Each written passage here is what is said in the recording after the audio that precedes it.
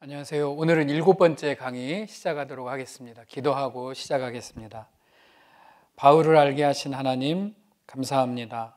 많은 사람들을 통해 일하시는 그 하나님을 또 강의를 통해서 보게 하시고 듣게 하시고 우리도 하나님의 일하심을 따라갈 수 있는 그런 하나님의 뜻에 순종하는 사람들이 다 될 수 있도록 역사하여 주옵소서. 우리의 모든 강의를 주님만 의지할 때 예수님의 이름으로 기도하옵나이다. 아멘.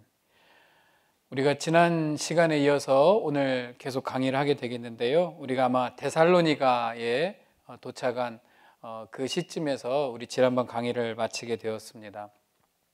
마게도냐로 누가와 함께 넘어온 바울의 일행들이 빌립보에서 자리를 잡게 되고요. 루디아의 집에서 빌립보 교회를 시작하게 됩니다.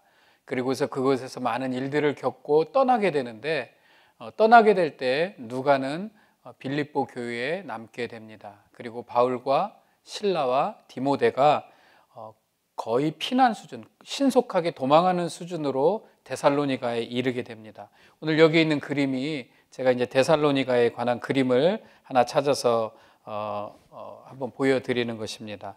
자, 데살로니가에 도착을 했습니다. 다른 때와 마찬가지로 바울 일행은 어느 곳이든 새로운 도시에 도착하면 유대인 회당에 들러서 하나님의 말씀을 전할 기회를 갖곤 했습니다. 이곳에서도 어김없이 유대인의 회당을 찾았고 그곳에서 하나님의 말씀을 전하게 됩니다. 사도행전 17장 1절에 그들이 바울과 실라와 디모데가 암비볼리와 아볼로니아로 다녀가 데살로니가에 이르니 거기 유대인의 회당이 있는지라. 그리고 그곳에서요 헬라 문화가 많은 곳이었지만 그곳에서 유대인들이 있었고 유대인들이 회당을 통해서 하나님의 말씀을 사모하고 있었던 모습을 볼 수가 있습니다. 그리고 바울은 그곳에서 관례대로 그들에게로 들어가서 안식일에 성경을 가지고 말씀을 풀어 헤쳤습니다. 그리고 그리스도가 해를 받고 죽은 자 가운데서 다시 살아나야 할 것을 증언하고 내가 너희에게 증언하는 이가 곧 예수 그리스도다 라고 그 회당에서 바로 예수 그리스도의 복음을 전하게 되는 겁니다. 우리가 계속 말씀을 통하면서 우리에게는 그리스도의 복음이 당연한 복음이지만 유대인들에게는 굉장히 생소한 것입니다. 그래서 구약의 말씀을 통해서 그들에게 그리스도의 복음을 전한다라는 것은 그들이 듣는 새로운 소식, 새로운 이론을 듣는 거라고 여기시면 좋을 것 같습니다. 그런데 그곳에서 그 말씀을 3번이나 전할 수 있게 되었고 많은 이들이 그 말씀에 관심을 가지고 따랐던 것을 볼 수가 있습니다. 바울은 언제나 변함없이 그리스도의 복음을 전하는 사람으로 서 있었습니다. 데살로니가에는 열매가 빨랐고요. 경건한 헬라인의 큰 무리와 또 귀부인들까지도 권함을 받고 또 바울과 실라를 따르게 되었다라고 말을 하게 되는데 아마도 빌립보와 가까운 데살로니가의 귀족 부인들이 빨리 복음을 받아들였다는 것은 어쩌면 자주 옷감 장사를 하는 루디아의 영향이 있지 않았을까라는 생각을 해보게도 됩니다. 자, 바울 일행은 야손이라고 하는 집에서 여장을 풀게 됩니다. 성경에 야손에 관한 정보는 하나도 알려주지 않습니다. 그리고 야손이라는 사람이 바울 일행을 쫓겨온 듯한 사람들을 자기 집에서 머물게 하는 것도 쉬운 일이 아니었을 것입니다. 성경학자들은 최소한 3주 동안 회당에서 말씀을 전할 기회를 얻었기 때문에 3주에서 몇 개월 정도 데살로니가에서 말씀을 전했을 것으로 여기고 있습니다. 그리고 그곳에는 많은 이제 복음을 처음 접한 이방인들과 유대인들이 집합하게 되는데 바로 그곳이 야손의 집이었고 데살로니가 교회는 바로 야손의 집에서 시작되었을 것으로 보여집니다. 빌립보 교회는 누구의 집에서 시작되었죠? 그렇죠. 루디아의 집에서 시작이 되었습니다. 이제 데살로니가로 넘어와서는 야손이라고 하는 사람의 집에서 시작이 되는 겁니다. 로마서 16장 21절에 나의 동역자 디모데와 나의 친척 누기오와 야손과 소시바다가 너희에게 문안하느니라. 야손은 아주 중요한 사람으로 남아 있습니다. 그리고 데살로니가전서 2장 9절에 형제들아 우리의 수고와 애쓴 것을 너희가 기억하리니 너희 아무에게도 폐를 끼치지 아니하려고 밤낮으로 일하면서 너희에게 하나님의 복음을 전하였노라. 바울은 이곳에서 일하면서 하나님의 말씀을 전하였다라고도 말을 하는 것입니다. 그리고 빌립보서 4장 16절에 데살로니가에 있을 때 빌립보 교인들이 데살로니가에 있는 바울의 일행을 또 이곳에 있는 그리스도인들을 도왔던 것을 우리가 알 수가 있습니다. 자, 그런데 여기에서 항상 교과서적으로 일어나는 일이 있습니다. 그게 뭐냐면 유대인들의 시기, 유대인들의 선동입니다. 이곳은 유대 지역이 아니죠.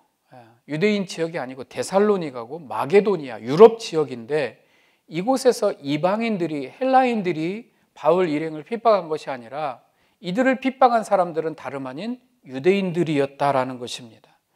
항상 하나님을 잘 알고 있다고 하는 그 유대인들이 바울의 일행을 더 핍박하는 것을 볼 수가 있습니다. 그 중에서도 유대교 지도자급에 있는 사람들은 바울을 시기하고 또 사람들을 선동해서 이들을 공경에 빠뜨리곤 합니다. 어떤 일이 있었냐면요, 사도행전 17장 5절에 유대인들은 시기하여 저자의 어떤 불량한 사람들을 데리고 떼를 지어 성을 소동하게 하여 야손의 집에 침입을 하게 되었다라는 겁니다.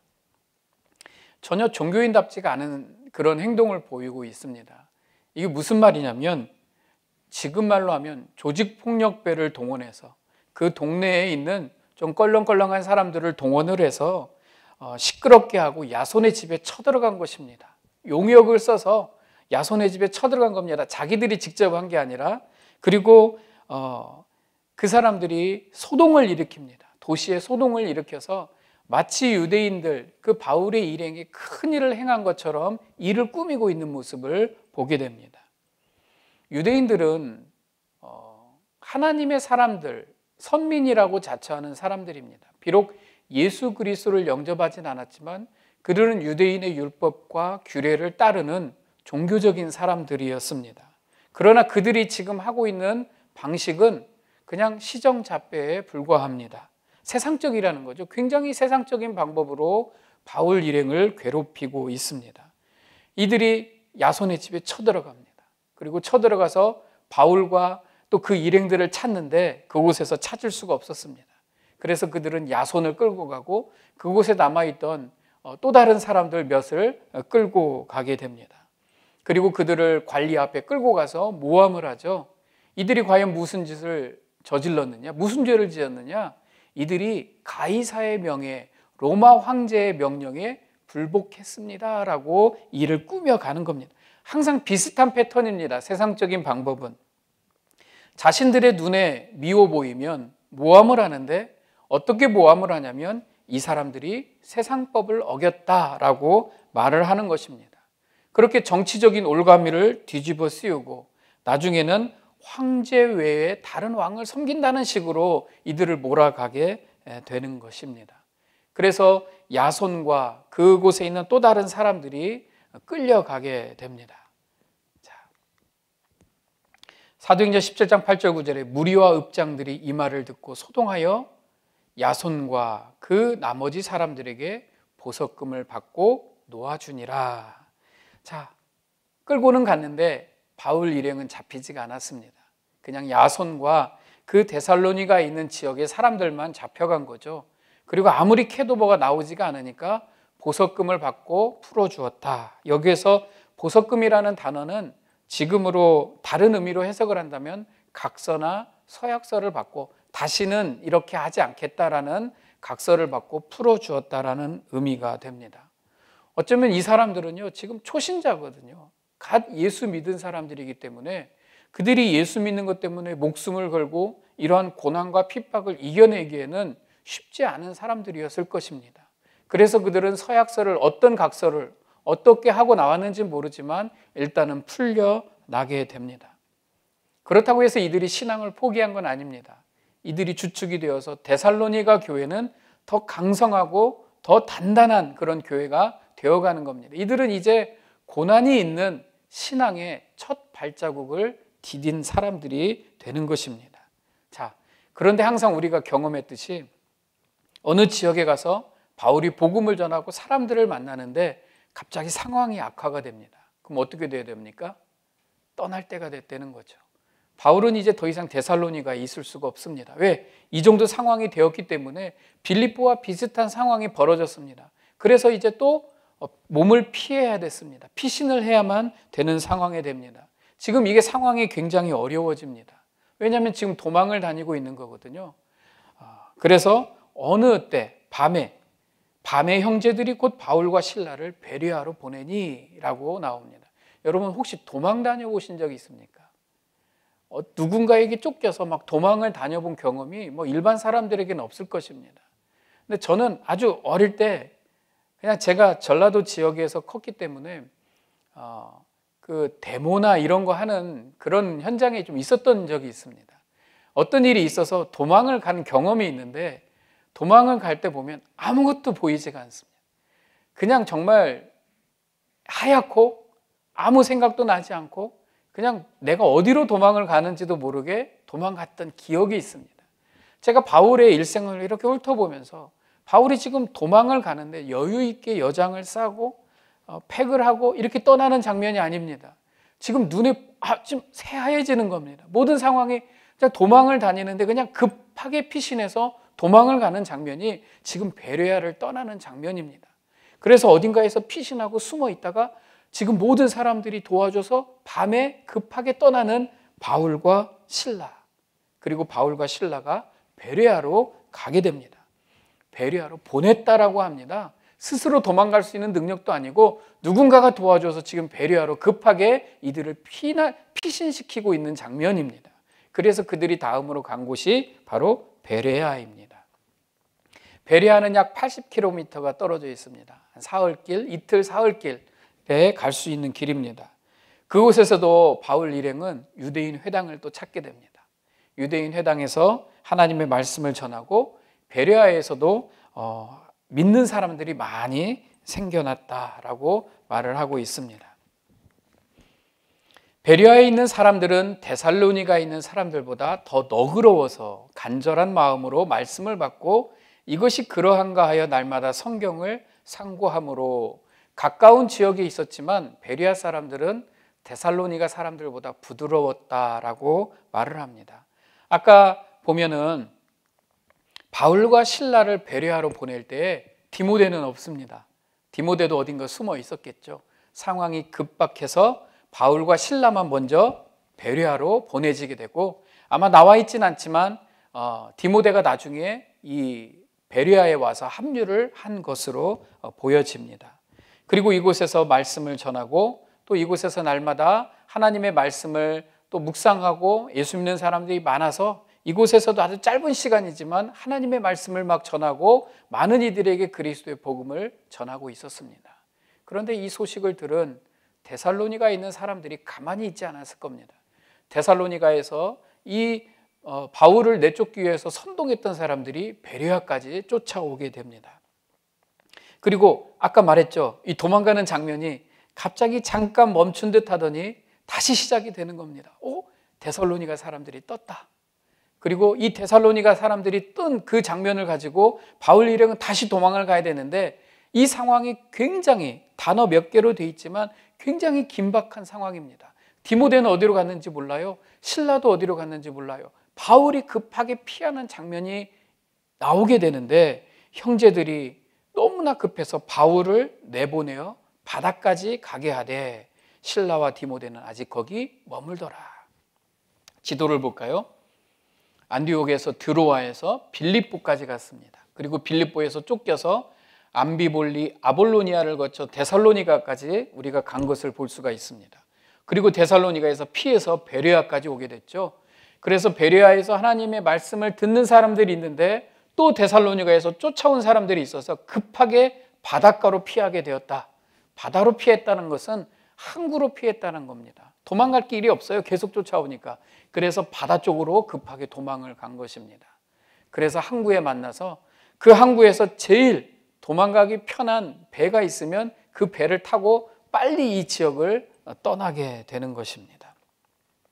갑작스럽게 일행이 찢어지게 됐습니다. 실라와 디모데는 베레아에 남게 되고 바울만 지금 급하게 항구에서 떠납니다. 어쩌면 이게 드라마처럼 어디 실라와 디모데는 어디 있습니까? 실라와 디모데는 언제 옵니까? 아직 도착 못했습니다. 바울 선생님 빨리 떠나셔야 됩니다.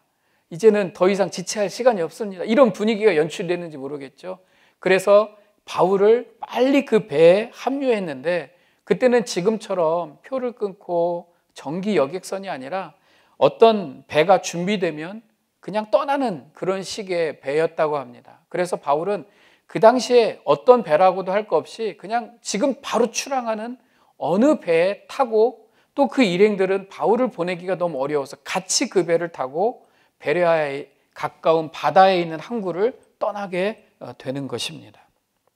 그래서 그들이 떠난 그 배가 바로 어디로 가는 배였냐면 아덴으로 가는 배였습니다. 아덴, 지금으로 말하면 아테네라고 하는 곳입니다.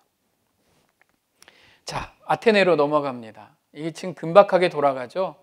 자, 이 막 쫓기고 쫓기는 상황 가운데 바울이 이제 배를 탔습니다. 배를 타고 이 배가 어디로 갑니까? 아테네로 갑니다. 아덴으로 갑니다. 그리고 바울은 조금 여유가 생겼을지 모릅니다. 그리고 바울 입장에서 한번 생각을 해보죠. 하나님이 나를 이 아시아 지역에 복음을 전하려고 했는데 나를 일로 보내셔버렸는데 이 마게도니아로 가라고 해놓고 지금 갑자기 배를 타고 이 아가야로 넘어가고 있는 겁니다. 이게 뭐지? 하나님이 왜 나를 이렇게 움직이시지?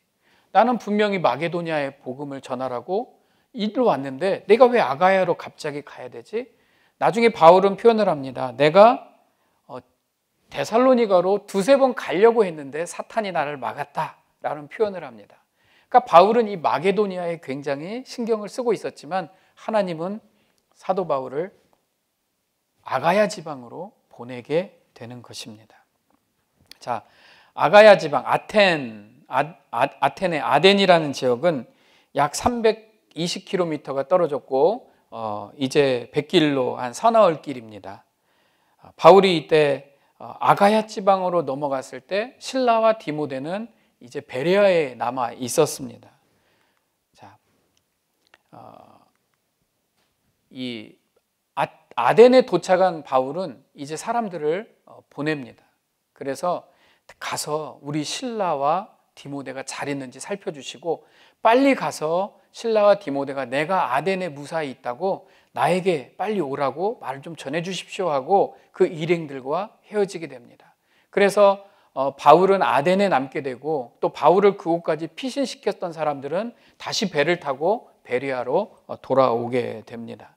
그래서 그들은 돌아오는 길 그리고 다시 돌아가는 길 다시 실라와 디모데가 이 바울과 합류하는 이 시간적인 여유가 있었을 것입니다. 이 기간에 바울은 아덴을 돌아보게 되는 것입니다. 자, 바울을 잡으려고 하는 추격자들이 곳곳에 이제 진을 치고 있기 때문에 바울은 움직임의 폭이 넓지가 않고 마게도니아로 갈 수도 없었습니다.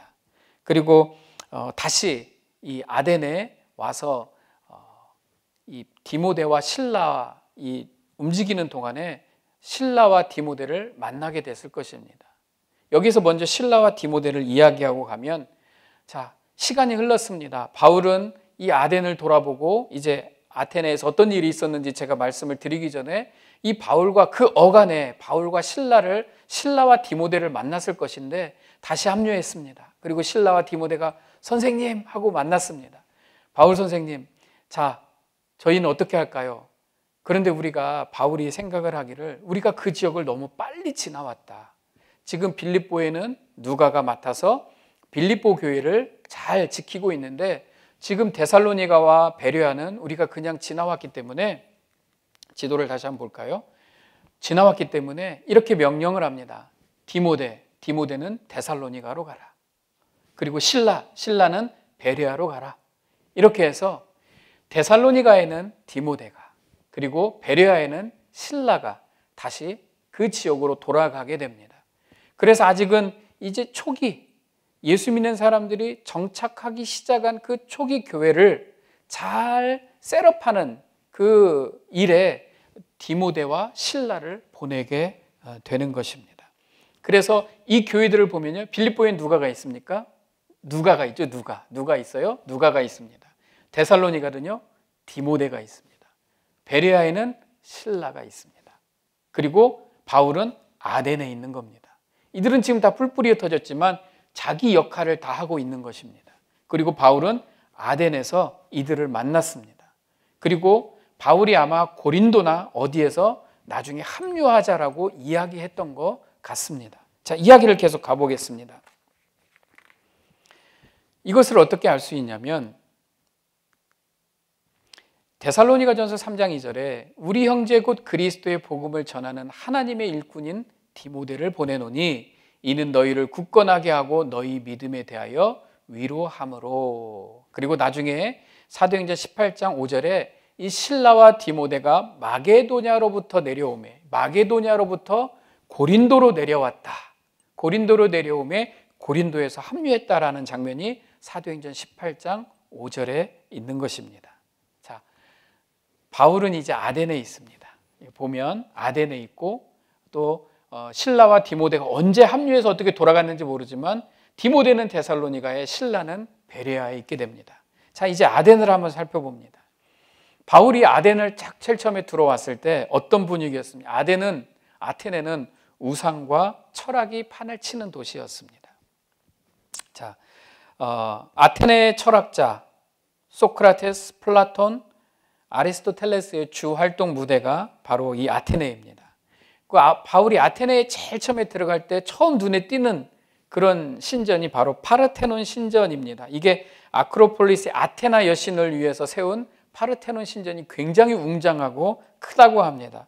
이게 직경 2m, 높이 10m의 기둥 46개로 만들어진 거대한 신전이 파르테논 신전입니다. 아마 성지순례 그리스로 가보셨던 분들은 저 파르테논 신전을 보신 적이 있을 것입니다. 원래 아크로폴리스라고 하는 고대 그리스에는 높은 곳에 신전을 세웁니다. 높은 곳에 도시를 세우는 것, 높은 곳에 세워진 도시, 그래서 아크로폴리스라고 하는데 그리스에 가면 우리는 아크로폴리스라고 하는 높은 곳에 세워진 도시를 많이 보게 됩니다. 아마 다녀보신 분들이 많이 있을 거예요. 그래서 그곳에 가면 유명한 신전들로 가득 차 있습니다.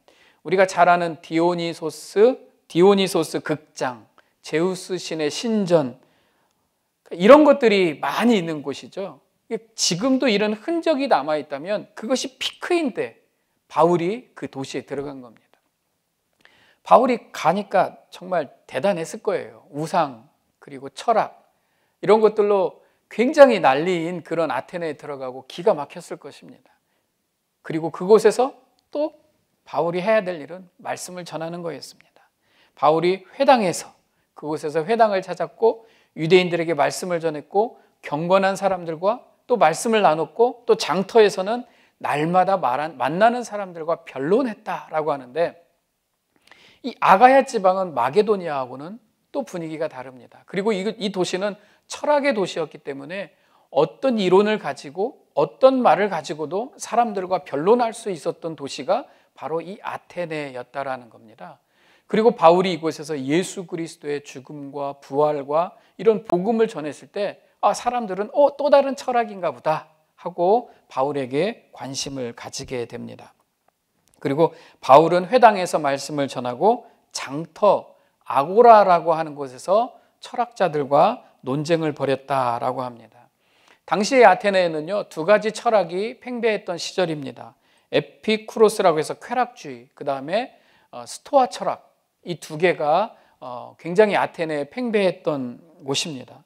이 사람들이 말하는 에피쿠로스라고 하는 쾌락주의는 우리가 말하는 그런 문란한 그런 철학을 말하는 것이 아니고요.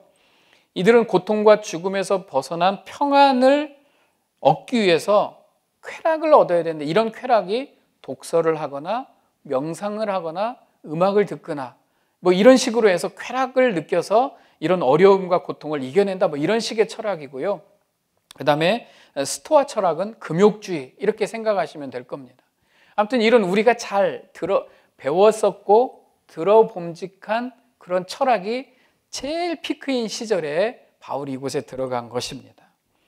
그리스, 바로 이곳은 철학의 출발지입니다. 근데 사람들이 사도 바울과 말을 들으려고 아레오바고라고 하는 곳에 가서 바울의 말을 듣습니다. 그리고 바울은 여기에서 사람들과 이야기를 나누는데, 이 아레오바고라는 것도 굉장히 유명한 것이죠. 아레오바고 이거 들어봤을 겁니다. 우리가 소크라테스의 변명이라는 말을 들어봤죠. 소크라테스의 변명. 소크라테스가 아테네의 유명한 철학자, 우리가 뭐 잘 알죠, 소크라테스. 근데 소크라테스가 자기의 철학을 막 주장했을 때 소크라테스를 또 이렇게 시기하는 사람들이 있었습니다. 그래서 소크라테스를 고소하죠. 왜냐하면 소크라테스가 철학을 가지고 젊은 사람들을 타락시키고 또 신을 믿지 않는다라는 어떤 죄를 뒤집어 쓰어서 소크라테스가 이에 갇히게 됩니다. 그리고 소크라테스에 대한 재판이 이루어지게 됩니다. 그의 죄목으로 약 500명의 재판관이 투표를 하게 되는데, 찬반에 거쳐서 이게 사형이냐 아니냐라는 그 재판이 바로 아레오바고라는 곳에서 일어나게 됩니다. 그곳에서 약 60여 개의 표 차이로 인해서 소크라테스는 사형일 거기서 결정이 됩니다. 그래서 소크라테스가 이 사형 언도를 받고 그 유명한 말을 합니다. 자기는 이 죽을 죄를 짓지 않았지만 나는 이러이러해서, 나는 이런 철학으로 해서 이런 사상으로 인해서 내가 이 지경에 당하게 됐다라는 것이 그 유명한 소크라테스의 변명입니다. 근데 재밌는 거는요, 이 소크라테스가 언제 죽었냐면 BC 399년, BC 400년. 지금은 언제입니까? 지금 바울이 돌아다니고 있는 거는 AD 50년이 넘은 시기거든요. 그러니까 이미 이 시대는 우리가 잘 알아야 돼요. 그리스도의 복음이 올라오는 AD, 지금 사도 바울이 활동하는 이 시기에는 우리가 잘 알고 있는 아리스토텔레스나 소크라테스, 우리가 너무 잘 아는 이 철학이 이미 많은 사람들에게 알려진 시기라는 겁니다. 소크라테스는 BC 400년, BC 399년에 죽음을 당하게 됩니다.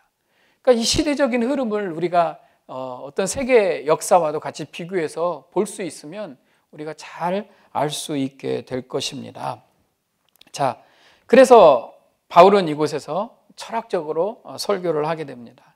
그리고 알지 못하는 신까지 대화를 나누는 그 아테네에서 삼위일체 하나님을 설명하게 됩니다. 그리고 그리스도의 부활을 설명하게 되죠. 사람들의 반응이 어땠을까요? 그들이 사도행전 17장 32절에 그들이 죽은 자의 부활을 듣고 어떤 사람은 조롱도 하고 어떤 사람은 이 일에 대하여 네 말을 다시 듣겠다 하니, 사람들이 관심을 가진 사람들도 있고요, 어떤 사람은 조롱하기도 했다고 합니다. 그런데 여기서 중요한 게 있습니다. 항상 드라마적인 요소가 있어요. 바울이 아덴에서 왜 중요하냐면 바울이 여기서 또 만난 사람들이 있거든요. 자, 사도행전 17장 34절, 몇 사람이 그를 가까이 하여 믿으니, 몇 사람이 바울의 말씀을 듣고 마음의 변화가 일어나기 시작합니다. 그리고 바울과 가까이 했다. 그리고 그리스도의 복음을 받아들였다. 그 사람이 아레오바고 관리 디오누시오와 다말이라고 하는 여자와 또 다른 사람들도 있더라. 이 하나님의 역사가 일어나고 있는 것입니다. 아테네에서도. 그리고 유세비우스, 역사가 유세비우스에 의하면 나중에 이 디오누시오라고 하는 사람이 아테네 교회의 첫 번째 감독이 되었다라고 말을 합니다. 그리고 여기서 또 한 명의 사람을 만납니다. 고린도전서 16장 15절에 형제들아, 스데바나의 집은 곧 아가야의 첫 열매요 또 성도 섬기기로 작정한 줄을 너희가 아는지라. 여기서 또 한 사람을 만나는데 바로 스데바나라고 하는 사람입니다. 이 스데바나는 이 고린도 전서에 보내는 편지잖아요. 고린도 사람입니다. 그런데 이 고린도 사람이 아가야의 첫 열매, 아가야 지방은 지금 고린도도 포함이 되지만 이 아덴을 다 포함하는 지역이 아가야 지방입니다. 이 아가야 지방의 첫 열매, 첫 번째로 예수 믿은 사람이 바로 스데바나였다라는 것입니다. 그럼 무슨 말이냐면 고린도 있는 사람이 일이 있어서 아테네에 왔다가 아테네에서 바울의 설교를 듣게 됩니다. 그리고 바울의 설교를 듣고 예수를 믿게 되었다라는 것이죠. 그리고 이 스데바나가 아가야에서 처음으로 예수님을 믿는 첫 열매가 되었다라는 것을 의미하고 있습니다. 근데 바로 이 스데바나가 바로 고린도 사람이라는 거죠. 사도 바울의 다음 행선지가 이제 아덴에서 고린도로 넘어가게 되는데 어쩌면 이 스데바나 때문에 그런지 모릅니다. 사실 여기에서 배경을 좀 설명하면 바울은 빨리 마게도냐로 넘어가고 싶었어요. 어떻게든 데살로니가로 다시 가서 아직 못다한 일을 하고 싶었는데 막았다, 사탄이 막았다라고 이렇게 말을 합니다. 아직 그러면 어디로 갈지 정하지도 못했지만 스데바나를 통해서 고린도로 갈 것을 정했는지 모릅니다. 어쩌면 이 타이밍에 디모데와 실라가 왔고 실라와 디모데를 데살로니가와 베레아로 보내고 나는 고린도로 갈 건데 나중에 고린도에서 합류하자라고 이야기하는 타이밍이 바로 여기였을지도 모릅니다. 이 그림이 그려지십니까? 다 기억은 하지 않으셔도 됩니다. 하나님의 말씀이 사도행전이 몇 줄로 지나가지만 이 안에 엄청난 스토리를 담고 있다는 것을, 그리고 이 스토리 가운데 하나님이 역사하고 계시다는 것을 여러분들이 아는 것이 중요하지 이것을 어떻게 머리에 다 담습니까? 분명히 지나가면 잊어버리게 될 것입니다. 그렇지만 이렇게 그냥 사도행전이 그냥 쓰여진 게 아니구나, 하나님의 말씀이 그냥 쓰여진 게 아니구나 라는 것을 여러분들이 알았으면 좋겠습니다. 자, 그래서 고린도로 바울은 이 아덴을 떠나서 스데바나와 함께 maybe 고린도로 향했을 것입니다. 자, 고린도로 갑니다. 고린도에는 우리가 잘 아는 브리스길라와 아굴라를 만나는 곳이 바로 고린도입니다. 고린도가 아가야의 행정 수도입니다. 철학이 발달한 곳이 아테네 아덴이었다면 고린도는 행정 수도였기 때문에 그것도 제법 큰 도시였습니다.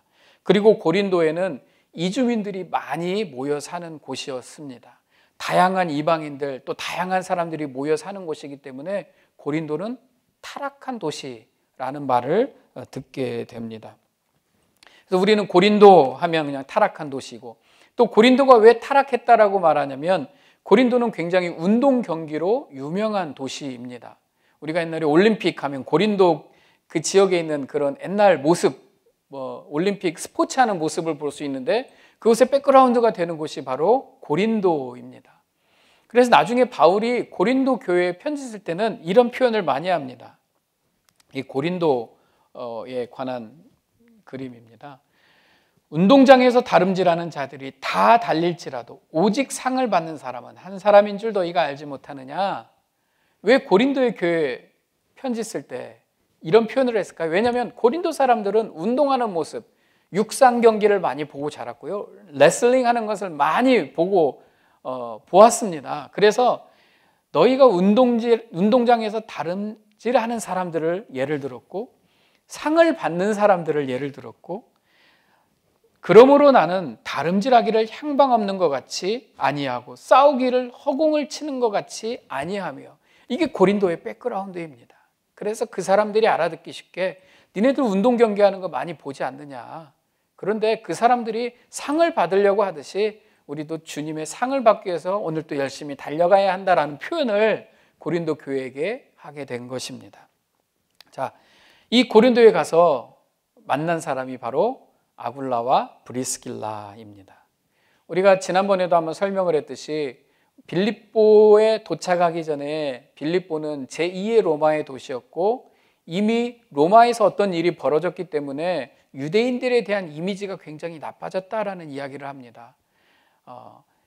주후 50년경에 정확히 말하면 49년에 로마 황제가 이 하도 이렇게 로마에서 봉기를 일으키는 유대인들을 이제 좀 로마에서 몰아내기 위해서 추방명령을 내립니다. 그래서 약 2만여 명이 되는 로마 시민권을 갖지 않은 유대인들을 로마에서 다 추방을 시키게 됩니다. 그때 로마에서 추방된 사람이 바로 브리스길라와 아굴라였습니다. 브리스길라와 아굴라는 아굴라와 브리스길라, 아굴라가 남자고요, 브리스길라가 여자죠. 아굴라의 고향이 바로 고린도입니다. 그래서 그들은 고린도에 내려오게 되고 고린도에 내려와서 그들이 하는 일은 천막을 짓는 일이었기 때문에 고린도에서 천막 짓는 일을 하게 됩니다. 즉 이방 땅 고린도에서 태어난 유대인이었지만 로마 시민권은 갖지 않아서 추방당한 사람이고, 그리고 고린도가 고향인 아굴라와 브리스길라가 바울을 거기에서 만나게 되는 것입니다. 고린도는 지금 마치 올림픽이 열리듯이 이스트미아 대회라고 하는 2년마다 열리는 큰 운동 경기가 있습니다.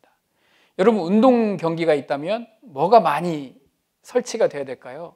텐트가 많이 설치돼야 되죠. 그렇죠. 그렇기 때문에 천막이 많이 필요하기 때문에 그곳에는 텐트 메이커들이 많습니다. 브리스길라와 아굴라도 마찬가지고 바울도 고린도에서 텐트 메이커를 하면서 그 천막 만드는 일을 하면서 그곳에서 지내게 되었다라는 거죠. 브리스길라와 아굴라도 비즈니스 하는 사람들이었기 때문에 그 일을 하면서 자기들의 생계를 꾸려나가고 있었던 것입니다. 자, 고린도에 도착한 바울이 뭘 했을까요? 이건 공식입니다. 공식. 바울은 어느 곳이든지 도착하면 회당을 찾고 회당에서 복음을 전하게 됩니다. 그런데 이 고린도에서 바울은 1년 6개월을 머무르게 됩니다. 굉장히 긴 시간입니다. 그리고 사도행전 18장 4절에 안식일마다 바울이 회당에서 강론하고 유대인과 헬라인을 권면하니라. 그리고 이 로마의 고린도에는 믿는 사람들이 많이 있어서 고린도 교회의 영향이 컸습니다. 그리고 바울이 오래 머무른 것도 이런 이유가 있었을 것입니다. 왜냐하면 텐트 메이커를 하면서 먹고 살 수 있는 그런 것도 있고, 그 다음에 예수 믿는 사람들이 많았고 이방인들이 많은 지역이었기 때문에 비교적 운신의 폭이 컸던 것입니다. 빌립보나 데살로니가나 베레아에서처럼 쫓겨다닐 필요가 없이 머무를 수 있는 환경이 되었던 것입니다. 그래서 나중에 마게도냐에 있던 실라와 디모데가 이 고린도에서 합류하게 됩니다. 사도행전 18장 5절에 실라와 디모데가 마게도냐로부터 내려오매 바울이 하나님의 말씀에 붙잡혀 유대인들에게 예수는 그리스도라 밝히 증언하니, 자, 바울이 힘을 얻었습니다. 디모데와 실라가 합류하게 됐죠. 그래서 더 힘을 얻어서 하나님의 말씀을 잘 힘있게 전했던 것 같습니다. 그런데 회당에서 유대인들에게 하나님의 말씀을 전했지만 그들은 바울을 비방하게 됩니다. 그리고 유대인들은 구약의 말씀을 들을 때까지는 좋았지만 예수 그리스도라고 하는 또 십자가와 부활을 전할 때는 그들은 회당을 바울의 말을 받아들일 수가 없었습니다. 그래서 바울은 회당을 떠나야만 됐죠. 그래서 회당에서 유대인들이 바울을 밀어내게 되고 바울은 다른 곳을 찾아야만 됐습니다. 하지만 다른 지역처럼 그곳에는 쫓겨다닐 일은 없었던 것 같아 보입니다. 그런데 마침 그 유대인 회당에서 배척을 당한 이 바울에게 회당에서 말씀을 들었던 디도 유스도라고 하는 사람이 있습니다. 디도 유스도가 이방인이었지만 유대인의 말씀을 듣고 유대인으로 개종을 했다가 사도 바울의 말을 듣고 그리스도를 영접한 사람이 되는 겁니다. 그래서 회당에서 밀려난 바울을 자기 집으로 오게 하고 또 디도 유스도의 집에서 하나님의 말씀을 전하는, 즉 고린도 교회가 디도 유스도의 집에서 시작이 되게 되는 것입니다. 자, 여러분 아까 다시 한번 리마인드하면 빌립보 교회에서는 누구의 집에 있었을까요? 루디아의 집에 머물렀습니다. 그리고 데살로니가에서는 야손의 집에서 머물렀습니다. 베레아는 우리가 알 수 없지만, 자, 이제 고린도 교회에서는 디도 유스도의 집에서 머무르게 됩니다. 이곳에서 이 고린도 교회가 시작이 되었다라는 거죠. 그리고 또 많은 하나님의 역사가 일어나게 됩니다. 회당장 회당장인 그리스보가 온 지방과 더불어 예수님을 믿게 되는 일이 벌어지게 됩니다. 바울은 여기에서 막 복음을 전하면서 마게도냐에 항상 염두를 두고 있었는지 모릅니다. 하나님, 나를 마게도냐로 보냈는데 내가 지금 아가야에서 이러고 있어도 됩니까? 이때 하나님이 또 말씀해 주십니다. 밤에 주께서 환상 가운데 바울에게 말씀하시되 두려워하지 말며 침묵하지 말고 말하라. 내가 너와 함께 있으며 어떤 사람도 너를 대적하여 해롭게 할 자가 없을 것이니 이는 성중에 내 백성이 많음이라. 이것이 하나님의 인도하심이었고 하나님의 뜻이었습니다. 그래서 1년 6개월을 고린도에 머물고 있었다라는 겁니다. 사도 바울은요, 이 고린도에 1년 6개월을 머물렀습니다. 그리고 하나님이 여기서 말씀 전하는 것을 허락하신 것을 깨달았습니다. 그러면 생각나는 곳이 어디예요? 마게도니아죠. 그리고 가장 생각나는 곳이 어디냐면 빌립보는 믿음직해요. 믿음직한 누가가 있으니까. 그런데 데살로니가 베레아가 좀 마음에 걸렸습니다. 그래서 그들에게 편지를 쓰는데 이 고린도에서 그게 바로 데살로니가 전후서라는 것입니다. 여러분, 우리는 데살로니가 전서, 수신자, 데살로니가 사람들이겠죠. 그곳에 있는 헬라인과 경건한 귀족 부인들, 우리가 기억을 하고 있을 것입니다. 그들이 우리에 대하여 스스로 말하기를 우리가 어떻게 너희 가운데 들어갔는지와 너희가 어떻게 우상을 버리고 하나님께로 돌아와서 살아계시고 참되신 하나님을 섬기는지, 이것을 잘 알고 있는 이 데살로니가 교인들에게 편지를 쓰게 된 것입니다. 데살로니가 사람들은요, 바울이 막 쫓겨왔다시피 그곳에 있는 남아있는 그리스도인들도 어려웠을 것입니다. 고난이 심했습니다. 그런데 그들은 초신자였고 그들이 감당해야 될 조롱, 핍박, 고난은 너무나 심한 거였습니다. 그리고 나중에 디모데로부터 그럼에도 불구하고 그들이 열심히 신앙생활을 잘하고 하나님의 말씀에 붙잡혀서 그리스도의 복음을 잘 붙잡고 있습니다라는 소식을 듣고 바울이 데살로니가에 편지를 쓰게 된 것입니다. 그래서 문안과 감사의 편지를 쓰게 됩니다. 그리고 사도 바울이 복음을 전하고도 항상 오해를 받고 시기를 받았기 때문에 바울은 자기에 대한 변증을 또 그 편지에 기록하게 됩니다.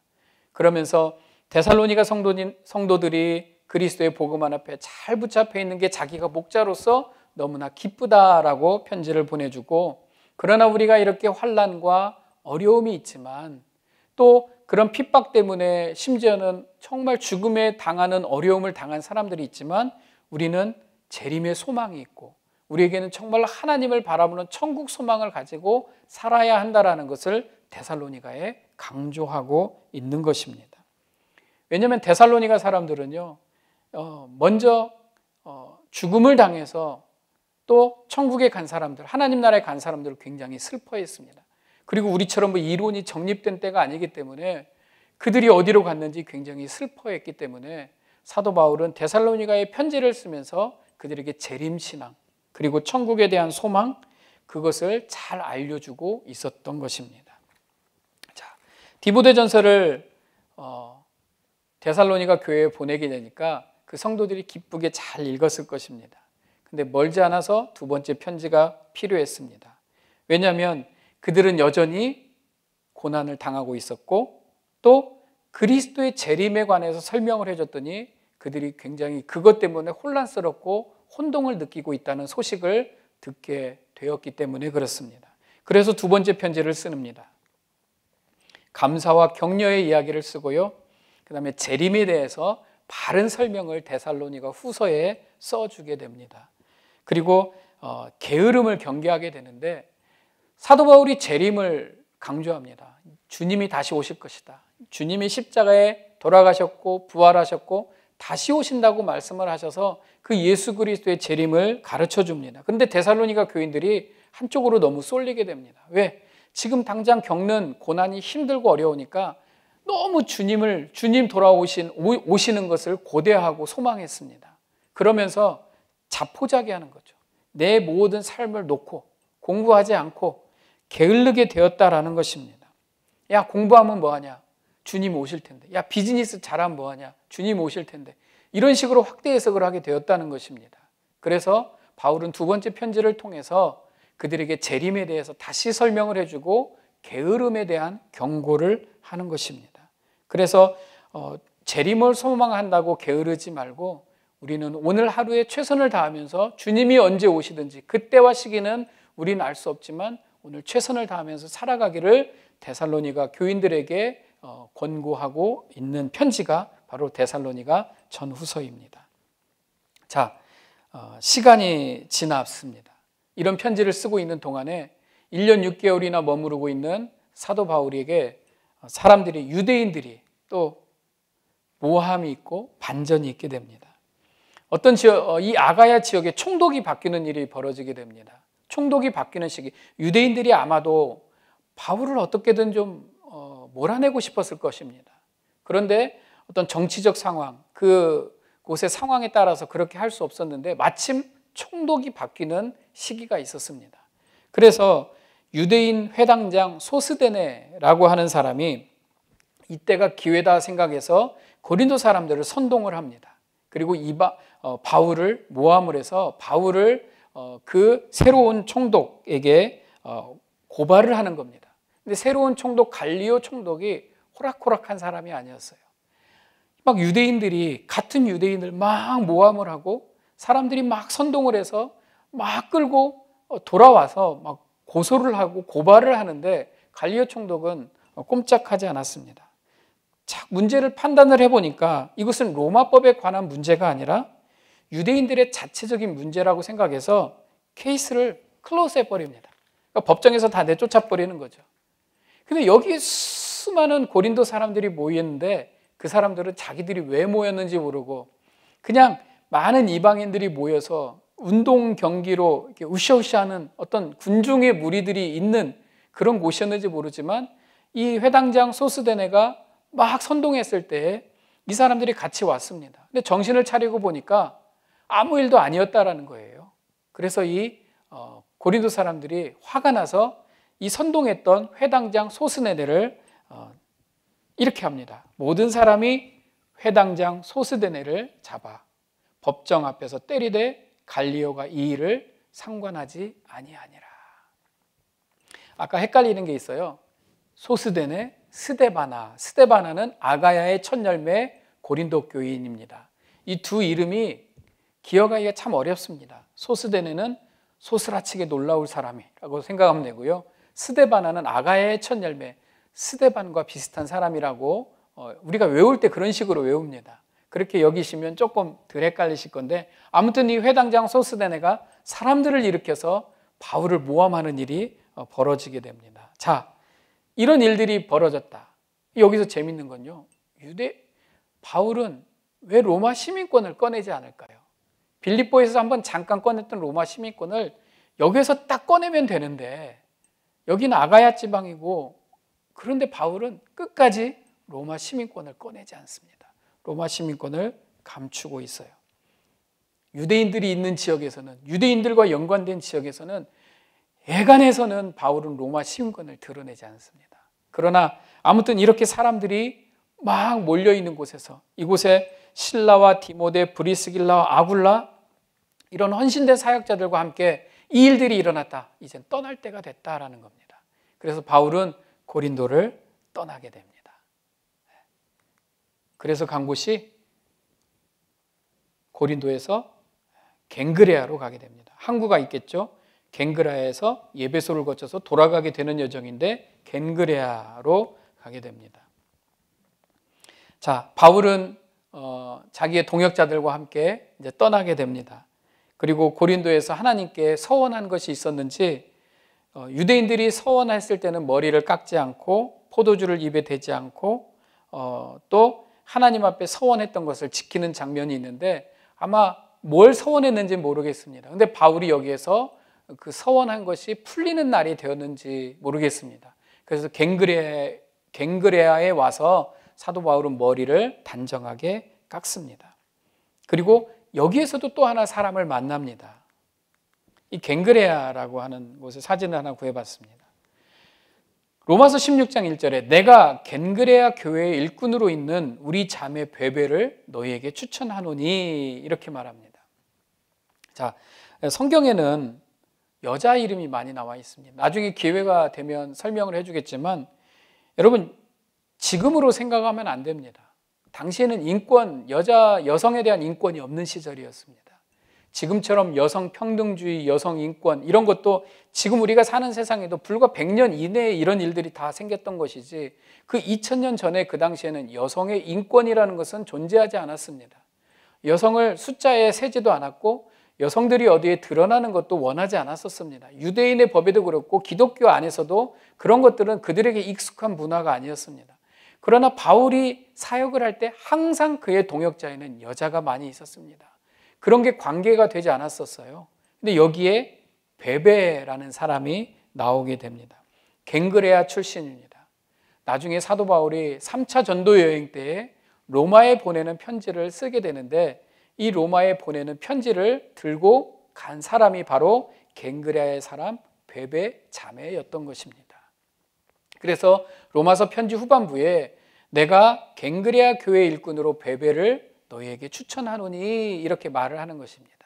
근데 이 베베라는 자매도 굉장히 대단한 사람이었던 것 같습니다. 말씀에 보면 그가 여러 사람과 나의 보호자가 되었습니다. 빌립보 교회 루디아라고 하는 자매가 있었듯이 또 이 갱그레아라는 베베라는 자매가 있습니다. 또 아굴라와 브리스길라라고 하는 자매가 있었듯이 하나님 나라의 역할에는 여자도 굉장한 역할을 했던 것으로 보입니다. 그래서 갱그레아에 있는 베베를 우리는 기억을 해야만 합니다. 바울은 가는 곳마다 이렇게 열매를 얻었습니다. 그리고 바울은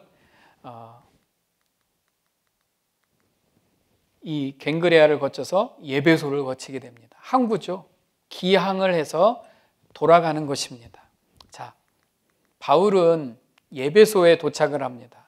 그리고 예배소에 기항을 했지만 잠깐 내려서 예배소 지역을 돌아보게 됩니다.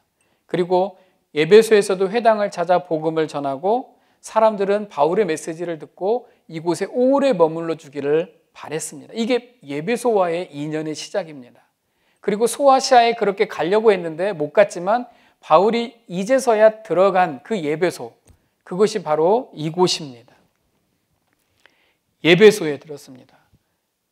이 소아시아에 들어간 것을 막아서 삥 돌아서 예배소에 온 겁니다. 그런데 시간이 없었어요.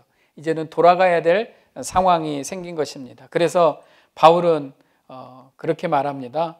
작별하여 이르되 만일 하나님의 뜻이면 너에게 돌아오리라 하고 배를 타고 예배소를 떠났다라고 말합니다. 꼭 오겠다라는 겁니다. 자, 꼭 오겠다. 바울의 3차 전도 여행은 예배소에서 시작하는 것을 우리는 가늠할 수가 있습니다.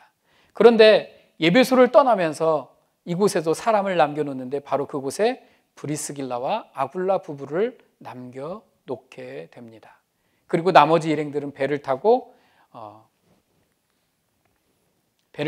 돌아오게 됩니다. 예루살렘으로 돌아와서 선교 보고를 하고 사역 보고를 한 후에 다시 안디옥으로 돌아오게 되는 여정으로 모든 여정을 마치게 되는 것입니다. 가이사랴, 예루살렘, 안디옥입니다. 바울의 2차 전도 여행은 약 3년의 시간이 걸렸고요. 여행 거리는 약 5,000km 된다고 합니다. 바울은 이렇게 2차 전도 여행 때 엄청난 사람들을 만나고 많은 일꾼을 세우고 교회를 세우게 됩니다. 우리가 성경 공부를 통해서요, 이거 다 기억을 못 해도 됩니다. 다 잊어먹어도 됩니다. 근데 여러분들이 꼭 놓치지 말아야 될 거는 바울의 마음입니다. 바울의 마음. 바울과 또 그 사람들을 이끌어 가시는 그 하나님의 마음을 읽어야 됩니다. 바울의 마음을 통해서 하나님의 마음을 읽어내는 것이 우리가 공부해야 되는 겁니다. 머릿속에 넣는 건 다 잊어먹어요. 제가 교실에서 강의할 때도 다 잊어먹습니다 라고 말을 했는데 잊어먹게 돼 있습니다. 그러나 이 강의를 통해서 전 여러분들에게 바라는 건 머리에 남는 게 아니라 여러분 강의가 끝나고 가슴에 남았으면 좋겠습니다. 가슴에 남는 거, 그게 제가 바라는 겁니다. 아, 하나님이 이렇게 역사하시는구나. 그러면 나도 내 삶에도 하나님이 역사하시지 않겠는가. 하나님은 살아계신 하나님이시고 바울을 이끌어 가신 하나님의 이 온 세상에 하나님이 당연하게 이끌어 가실 겁니다. 믿으십니까? 맞습니다. 그것이 여러분의 가슴에 강의가 끝나면 남아야 되는 것입니다. 오늘은요, 제가 찬양을 하나 더 소개해 드리겠습니다. 이번 주에도 제가 공부하면서 여러분들께 은혜 받으면서 들었던 찬양이 하나님의 세계라는 찬양입니다. 이것도 제일 처음에 소개했던 정잘해라고 하는 자매가 부른 하나님의 세계라는 찬양입니다.